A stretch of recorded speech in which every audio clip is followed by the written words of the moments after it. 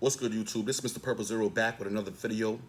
Do me a favor if you are new to the channel. Do me a favor if you are new to the channel. If you're not new to the channel, hit the notification bell for me. A lot of times you drop videos, I look at the comment section, I can remember faces, I can remember names, and a lot of times you get those new cats that come into the comment section. I can always tell who they are. Hit the notification bell so you can get all the updates for the content. Now let's get into it. Lamarcus Aldridge is suffering from depression. But for some reason, a lot of people's narrative when it comes to this man is he got money, so he should be good. He got money, so he should be good. Money don't solve everything. Put yourself in Lamarcus Aldridge's shoes or damn near any basketball player or star at that level in the NBA. They've been playing basketball from the time they was toddlers. From the time they were toddlers. Look around the league. Look around the kids. Look back at the footage. Steph Curry and them shooting around with NBA players. These guys been playing basketball since they were babies. A lot of them slept with the ball in their crib. They slept with the ball underneath their pillows. You know how when your tooth falls out and you put it under your pillow for the tooth fairy, your mom might drop a 20 under there or $1, depending on what kind of parents you had? That was them for basketball. They slept with the basketball under their pillow and their dreams came true. Now, obviously, they put in the work and they made it to the league. But I'm trying to get to the point is this. This is all they know. This is all they know is basketball. Now, subtract it from their lives, and what do you have left? You got money? It don't work like that. Take a guy like Lamarcus Aldridge. He was on his way to go play for Brooklyn and start a different approach going into basketball. Then he got his health report. He had his physical, because every time you get traded or you sign with a new team, you got to get a physical for that team. He signed up. He got his physical. The physical didn't come back the way he wanted it, so he said, you know what? My health is more important than basketball, so I got to fall back. My health is more important than basketball, so I got to fall back. Nobody can blame him from that. But now you take a guy that was ready to play ball and all he knows is basketball, and now you got him at home in the crib with money, but that's not what he wants to do. He don't want to lay up in the crib or go to the club. That's not his idea. That's not his thing. His thing is basketball, and you took that away from him.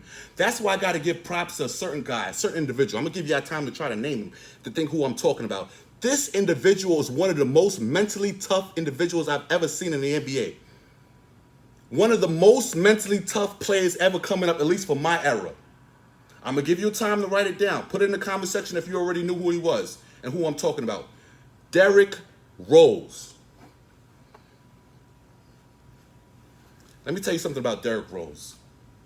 When a guy goes through something so traumatic like that, being that good, Derrick Rose was phenomenal. No debating. Phenomenal basketball player. We can debate whether or not he would have a ring by this time, but if you're watching the Knicks and Hawks series, if you're really paying attention, this would already be over, a sweep, if it wasn't for Derrick Rose. Derrick Rose is the only reason why they'd be in the games. It's sad that Derrick Rose got to come in a game. First of all, he took Alfred Payton's job just like that. We already knew that was going to come. Alfred Payton went from starting to coming off the bench to playing maybe 5 minutes to maybe nothing. Derrick Rose did that. Now, you got to understand, Derrick Rose is a shell of himself. He's half a man. He's not even the man he's supposed to be. He's not even half the man he's supposed to be right now. Derrick Rose, the way he's playing, it lets you know that if he was never injured and he never accumulated that kind of injury, he would be a beast up until today. And I'm not even a Rose fan like that, but respect is given when respect is due, and Derrick Rose has earned his respect. Now, back to Lamarcus Aldridge and what I meant with Derrick Rose. Derrick Rose is one of the most mentally tough individuals, because to still go out there and want to play and give your effort like that, and to still be that good, on this next team, because Julius Randle is nowhere to be seen.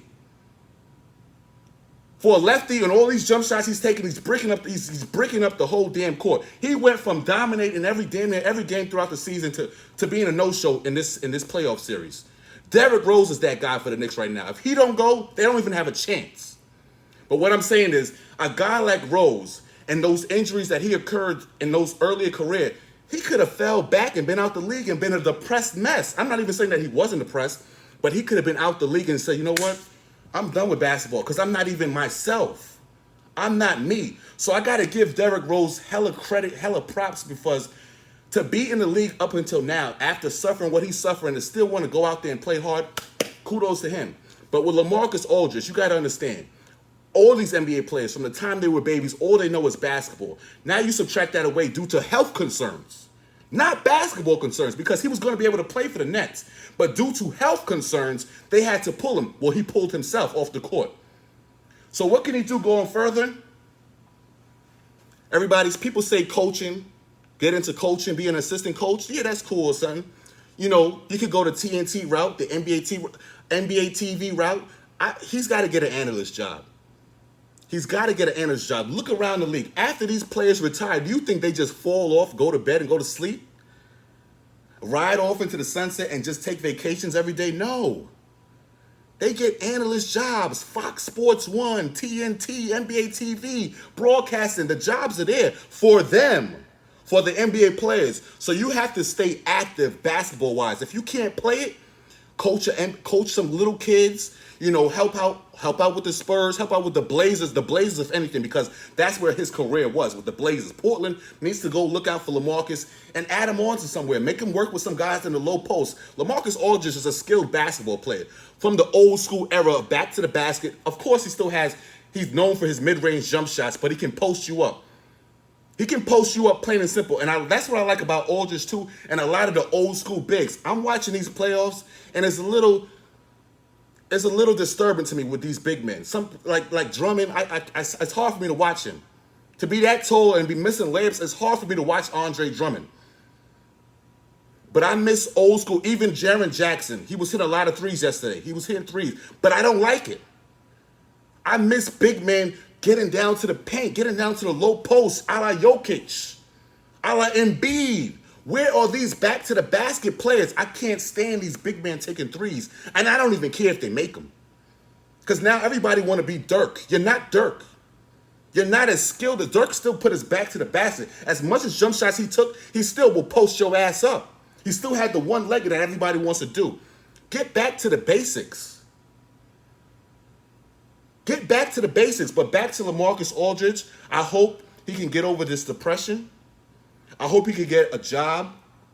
Preferably somebody looks out and says, you know what, come aboard to the sports show, talk with us. Because he knows the game of basketball. He's an all-star.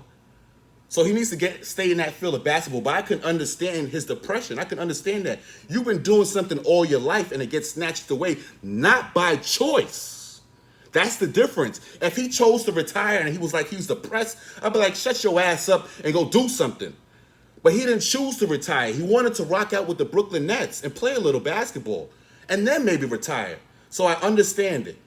This is Mr. Purple Zero. Hit the like button, hit the notification bell so you can get all of our updates. This is Mr. Purple Zero, and I'm a holla.